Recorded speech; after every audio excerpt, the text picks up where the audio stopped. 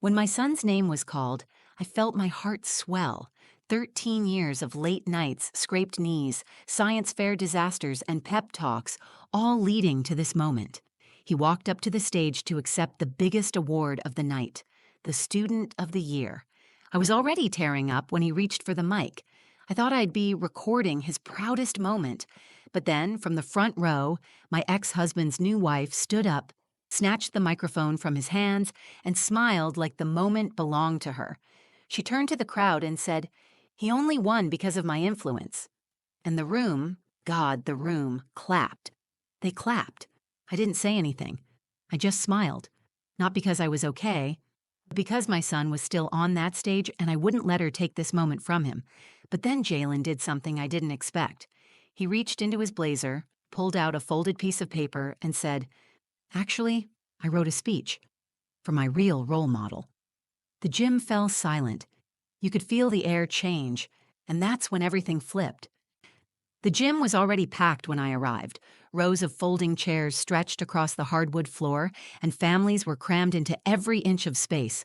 Handmade posters hung on the walls with phrases like, "Shoot for the stars," and "We're proud of you." I found a seat in the third row, not too far back, not too close to the stage. I wanted to see everything but didn't need to be in the spotlight. I held my phone in my lap, camera app open, thumb hovering over the red button. I had been waiting for this night for months. Jalen had been nominated for Student of the Year, the school's highest honor. He didn't know if he would win, but I did. Not because I'm arrogant, but because I've watched this boy show up every single day with a kind heart and a sharp mind. He helped other kids with their homework even when he was tired. He picked up trash in the hallway because he said it made the school feel better. He's that kind of kid, and I'm that kind of mom. I'm Kendra Miles. I'm 38 years old. I teach at a local elementary school. I've been a single mom since Jalen was 7. His father, Darren, left shortly after we bought our first home together. He said he was unhappy and wanted a fresh start. Within a year, he was posting vacation photos with a woman named Talia. 3 years later, they were married. I've never said a bad word about them in front of Jalen. Not once. Even when he came home from their weekends together with expensive sneakers and stories about luxury restaurants, I stayed quiet. I didn't have the money or the lifestyle, but I had consistency. I had love that didn't disappear when it was inconvenient. Talia, on the other hand, made her presence loud. She's the kind of woman who shows up to PTA meetings with designer bags and talks like she's running a PR campaign.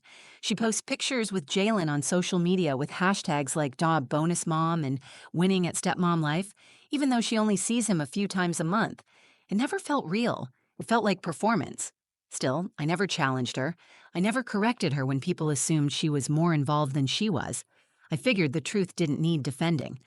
Jalen knew who had been there. But that night, as I sat in that gym, I noticed something. Darren and Talia were seated in the front row directly across from the stage.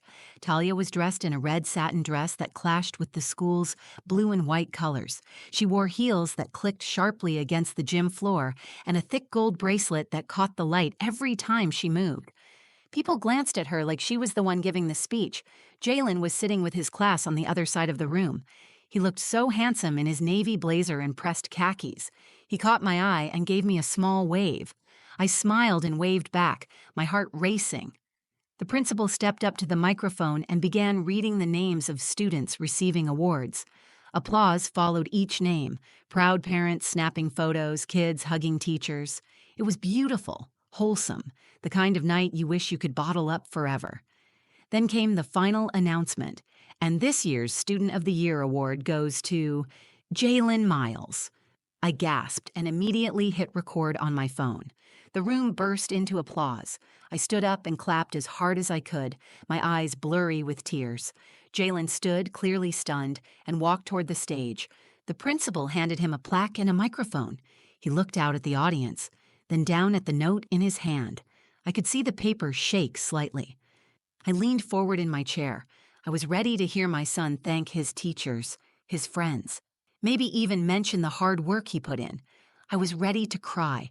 I was ready to remember this moment for the rest of my life. But I never got to hear that speech, not then.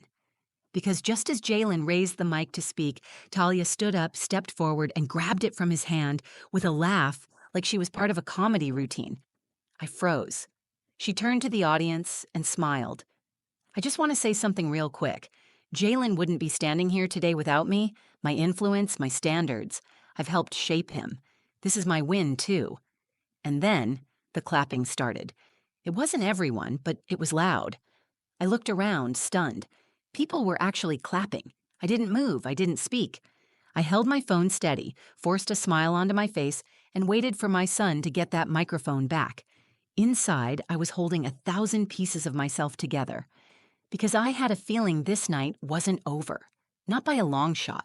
For a few seconds, no one said anything. The room seemed to freeze in time. Talia stood on that stage, smiling like she had just been handed the award herself.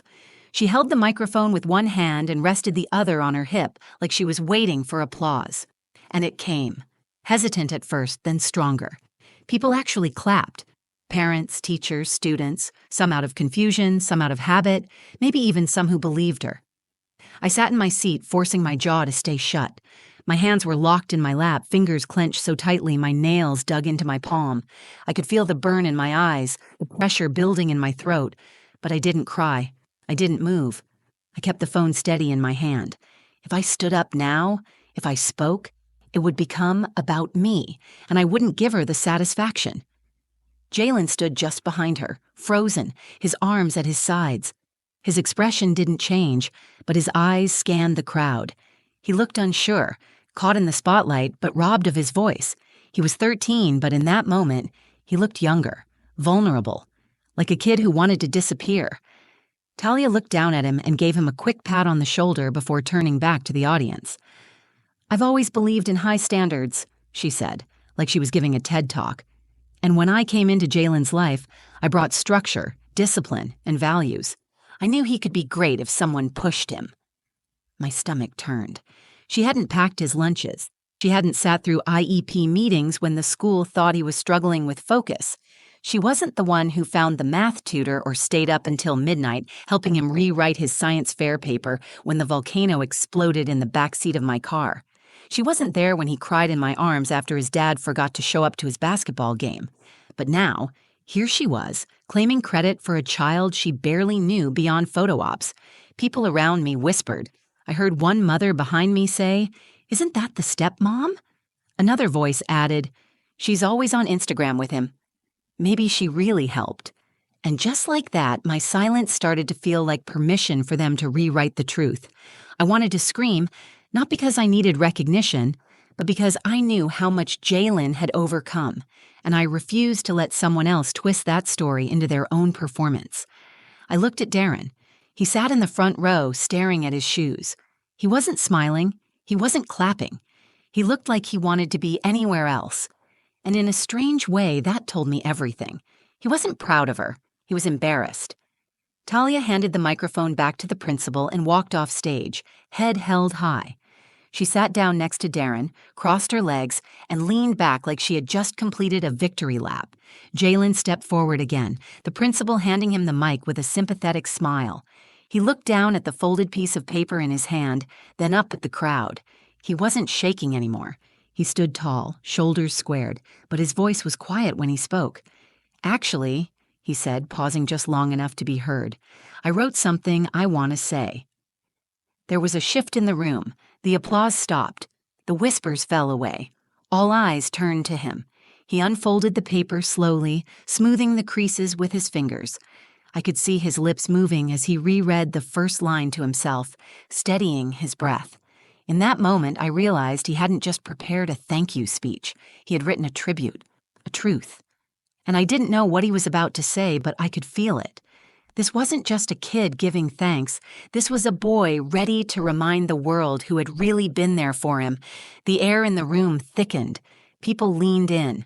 Talia glanced over, her smile still frozen in place, but her fingers started fidgeting with her bracelet. Jalen looked out across the crowd. Then he found me. Our eyes locked, and without saying a word, I knew he was about to reclaim what had almost been taken. Jalen didn't rush. He stood with the calm of someone who knew exactly what he needed to say, even if the room wasn't ready to hear it. His fingers stopped fidgeting with the paper. His voice came steady. "This is something I wrote at home. I wasn't sure if I'd get a chance to read it, but I think I should." He paused just long enough for the room to fall completely quiet. No movement, no shifting. Even the principal folded her hands and stepped back. I had never seen a middle school gym so still. Jalen cleared his throat. "I want to thank the person who helped me become who I am, someone who believed in me even when I didn't believe in myself, someone who never missed a parent-teacher conference, who helped me study when I was failing, who sat beside me when I thought I wasn't smart enough, the person who showed me what strength looks like, not by saying it, but by living it." My breath caught. He hadn't said my name yet, but I could feel where it was going. Still, I didn't move. I didn't cry. I held the phone as still as I could and tried to stay in the moment. Jalen kept going, louder now. "I love my dad, and I'm grateful for the people in my life. But the person who raised me, the one who showed up every single day, is my mom. Kendra Miles." His voice didn't shake. He didn't stumble. He stood there, a 13-year-old boy, owning the microphone with more poise than many adults ever could. She never asked for credit. She never tried to make it about her. She just did the work. She stayed when things got hard. She's the reason I even believed I could win something like this, so I want to dedicate this award to her. She's my real role model. I felt the tears rise, but I didn't wipe them away. I wanted Jalen to see me exactly as I was. Proud, grateful, and finally seen. Around me, the silence broke. A single clap, then another. Then a wave of applause rolled through the gym. It wasn't like the awkward clapping from earlier. This was full, open, unmistakable. It wasn't polite. It was earned. People started turning in their seats to look at me. A few parents nodded. One of the teachers gave me a soft smile. I didn't stand. I didn't need to. My son had already put me center stage in the only way that mattered. On stage, Jalen folded his paper, handed the mic back to the principal, and walked down the steps. He didn't even glance toward Talia or Darren. He came straight to me. When he reached me, he didn't say anything right away. He just hugged me. Tight. Longer than any hug I'd gotten in years. I held him like I was holding everything we'd fought through.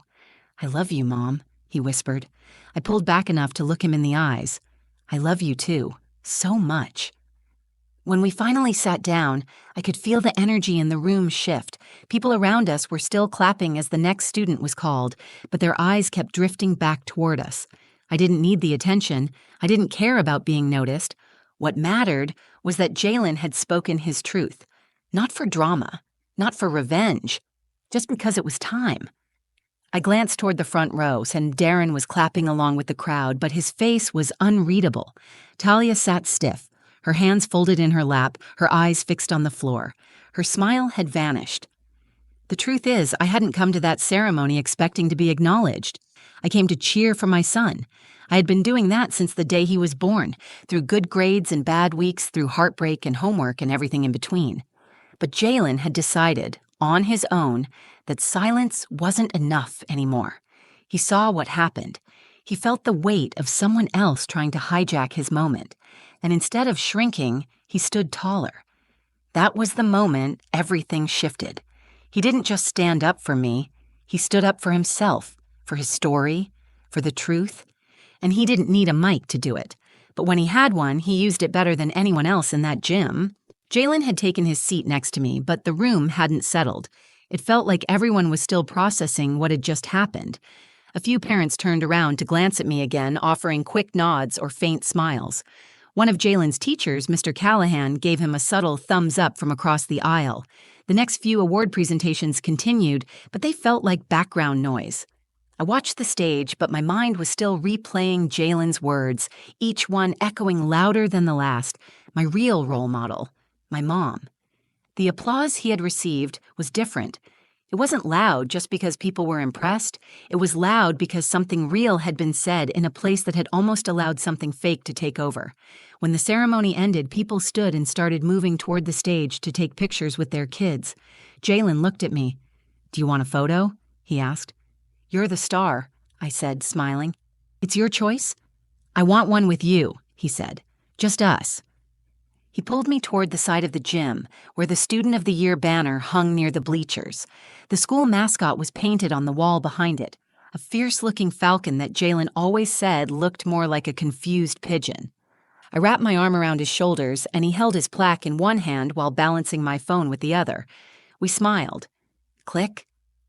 After the photo, Jalen reached into his backpack and pulled out the folded speech again. "I want you to keep this," he said, handing it to me. I took it carefully, smoothing it out again and reading the lines one more time. My chest tightened. It wasn't just what he said, it was how he said it. The calm conviction, the clarity. He hadn't read those words to impress anyone. He had read them to reclaim the truth. As we walked toward the exit, I noticed Darren and Talia standing near the gym doors. They weren't speaking. Darren looked like he wanted to. Talia was scrolling through her phone, her lips pressed in a tight line. Jalen looked up at me. "Do I have to go talk to them?" he asked. "That's up to you," I said. "No pressure from me." He paused for a moment, then nodded. He walked over to them, and I stood a few feet away, giving him space. I watched as he spoke quietly to his dad. Darren nodded, said something back, and gave him a pat on the shoulder. Talia stayed quiet. She didn't say anything. She just watched him, with a forced smile, then turned her head away. Jalen walked back to me. His expression didn't change, but his pace quickened. When he reached me, he looked up again. "I just said, 'Thank you for coming,'" he said. "That's all I needed to say." I nodded. "You handled it well." He nodded back. "She looked mad." "She probably wasn't expecting honesty," I said. "You told the truth. That's all you can do." Outside the gym, the air was cool and crisp. The parking lot was lit by tall floodlights, and the sky above was the color of ink. We walked to the car in silence. Jalen carried his plaque tucked under one arm, his backpack slung low over his shoulder. When we got home, I made popcorn like I had promised him earlier in the week. We sat on the couch, our shoes kicked off, socks half off, the award leaning against the coffee table. Jalen reached over, grabbed it, and handed it to me. "I want you to put this wherever you want," he said. "It's yours, too." I didn't speak for a moment. I just held the plaque in my hands, running my fingers over the engraved letters. Student of the Year, Jalen Miles. "I'll find the perfect spot," I said. We stayed on the couch for a while, watching some cooking show he liked, neither of us paying much attention. My heart felt full in a way I hadn't let it feel in years. Not because I had been publicly thanked, not because anyone finally saw my work, but because my son had. He saw it. He saw me. That moment on the stage had been more than a comeback. It was a reckoning. A quiet truth spoken clearly in front of everyone who needed to hear it. And he chose me. Not just in private, but when it mattered. That was the win. The plaque sits on the shelf above our television now. Not in a case or behind glass, just sitting there next to a photo of Jalen at 6 years old, missing 2 front teeth, and holding a soccer trophy almost as big as his torso. Sometimes I catch myself staring at it, not because of what it says, but because of what it represents. For years, I moved through motherhood like I was invisible. I didn't have time for recognition or praise. I worked, I showed up, I kept promises. I held Jalen through stomach flu nights and pushed through exhaustion to help him finish homework. I turned down promotions so I could pick him up from school. I budgeted every grocery bill like a puzzle, and through it all, I never asked for thanks. I didn't think I needed it. But that night in the gym, I learned something I didn't expect. Being seen matters. Not by the world, not by people scrolling through curated lives on social media, but by the one person you've poured everything into. When your child sees you, really sees you, not just as the one who drives them to practice or signs permission slips, but as someone who held up their entire world with nothing but sheer will that changes something deep inside. Jalen's words were more than a thank you. They were proof. Proof that I wasn't just surviving all those years. I was building something lasting, something real. The Monday after the ceremony, I walked into my classroom and one of my coworkers pulled me aside.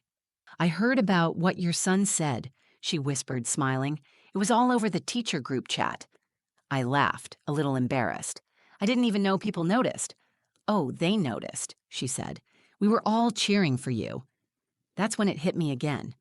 How often do women like me, single mothers, quiet workers, the ones in the background, get seen for the impact they make?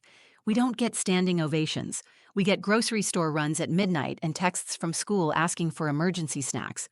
But sometimes, when we least expect it, someone throws a spotlight our way and says, "This is who's been holding the weight." That spotlight didn't come from a stage. It came from a 13-year-old boy who understood the truth. A boy who could have stayed quiet but chose to speak. Since that night, a few things have shifted. Jalen walks a little taller now. He's always been kind, but there's a new confidence in him. The kind that comes from knowing you stood up for what was right and did it with grace. As for me, I haven't changed how I mother. I still pack his lunches, still make him redo messy homework, still remind him to clean under his bed. But something inside feels steadier, more affirmed. I don't second-guess myself as much. I don't wonder if I'm doing enough. I know I am. The truth is, Talia's interruption gave Jalen an unexpected choice. He could have let the moment pass. He could have stood quietly and read the version of his speech that everyone expected. But he chose something braver. He chose to tell the truth in a room full of people who might not have understood the full story. He took back a moment that almost got stolen. And in doing that, he gave me something I hadn't realized I needed. Recognition not as a perfect parent, but as a present one. The kind who showed up, who stayed, who mattered. Some people think moments like that only happen in movies, but they don't. They happen in middle school gyms, in quiet houses with microwaved popcorn, in teenage voices cracking with emotion as they name the people who shaped them. They happen when love finally gets a microphone. That night wasn't about revenge. It wasn't about proving someone wrong. It was about a mother and her son standing in the truth they had built together. It was about knowing that real love doesn't ask for the stage, but sometimes it gets handed one anyway, and when it does, it speaks clearly. Because it remembers every night it wasn't seen, and it shines not in anger, but in gratitude. That was Jalen's moment. But in his words, he gave part of it back to me, and I will carry that forever. If this story moved you even a little, if it reminded you of someone in your life who quietly shows up and gives everything they have without ever asking for credit, share it with them. Let them know they're seen. Leave a comment and tell me, who's your real role model? I read every single one, and your stories matter here. And if you felt something real while watching, hit that like button. It helps more people find this story. Subscribe to the channel for more true stories that don't just entertain, but stay with you. Thank you for spending your time here. It means more than you know.